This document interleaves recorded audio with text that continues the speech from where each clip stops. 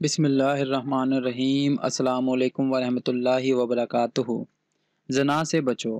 نبی اکرم صلی اللہ علیہ وآلہ وسلم سے مروی ہے کہ آپ صلی اللہ علیہ وآلہ وسلم نے فرمایا، اے مسلمان کے گروہ، زنا سے بچو۔ اس میں 6 خرابیاں ہیں، 3 دنیا میں اور 3 آخرت میں۔ دنیاوی خرابیاں یہ ہیں کہ چہرے کی رونق چلی جاتی ہے، عمر کم ہو جاتی ہے اور ہمیشہ کے لیے محتاج ہو جاتا ہے۔